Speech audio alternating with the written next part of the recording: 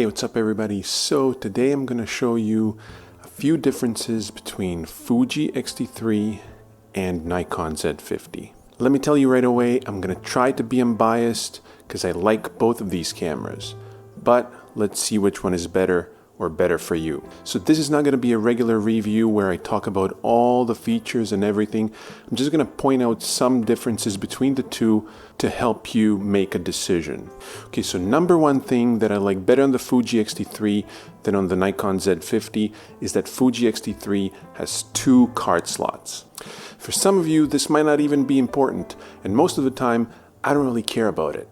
But sometimes, when you're doing some pro work, if any of you shoot weddings, then you might need this. So you have 2 card slots. You can back up your work if you're doing any important work, again, like weddings or anything else that is important. Or you can organize your files better. This is what I like. So what I like to do is I like to shoot stills to one card and I like to shoot video to the other card so that I have all the files better organized. Okay, so number 2 reason that I like Fuji X-T3 better than the Nikon Z50 is the tilting screen.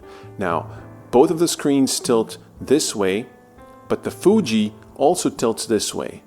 Now this is better for me because I like to shoot from low angles sometimes and I like to shoot vertically, and on the Nikon Z50 unfortunately you can't really see the screen that well when you do that.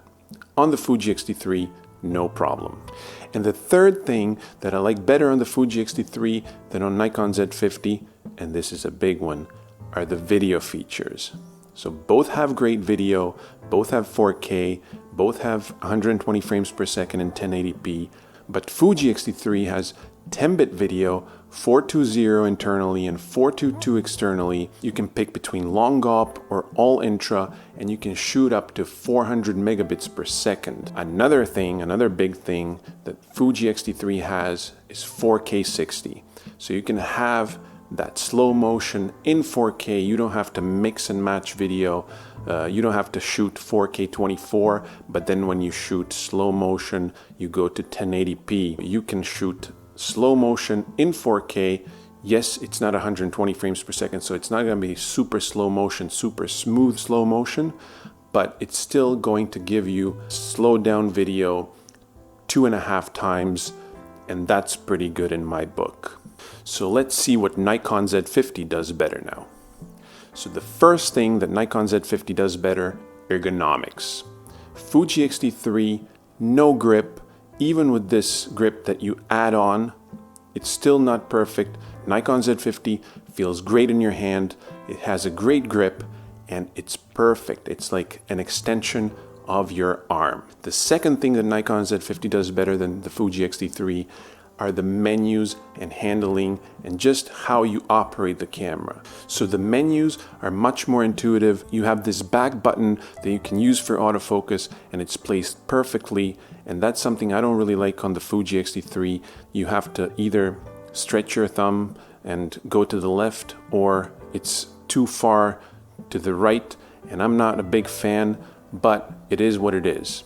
Nikon's is placed perfectly. Then you have this I button that you press and all your important settings are in there. Fuji does have Q button that you press, but it's a little bit different. It's a little bit harder to change, so the Nikon's is a little bit better.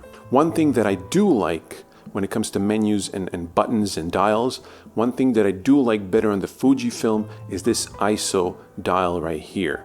Now a lot of people might not like that. They're saying, well, we don't really need these dials. I would rather have the top display. I don't really care about the top display. I like this button because you can go from auto ISO to manual ISO just like that. The third thing that Nikon Z50 does better is how Lightroom handles the raw files. Lightroom doesn't handle Fuji's raw files perfectly, and you will have some artifacts and you will have some worms if you sharpen it, simply because Lightroom doesn't handle the raw files of the Fujifilm perfectly. Nikon, on the other hand, doesn't have that problem in Lightroom. So this one goes to Nikon Z50. However, Fuji does have 26 megapixels and Nikon only has 21 or so megapixels, so you do have the option of cropping more on the Fuji if you need to, and you might have more detail in the picture because of the more megapixels. Shadow recovery is also a little bit better on the Nikon in my opinion if you're using Lightroom, simply because when you do recover shadows with Fuji RAW files in Lightroom, you will see some of those artifacts and a little bit of worms.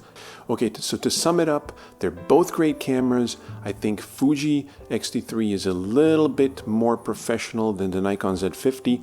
If you're a beginner or if you're just an amateur shooter, I think Nikon Z50 is better for you. RAW files are easier to handle. However, Fujifilm, it might be better for the professionals because it has 2 card slots and it has that 10-bit video and all those video features that you might need. That was it for today. Leave a comment below if you have any questions, and I hope you learned something today. I'll see you in the next video.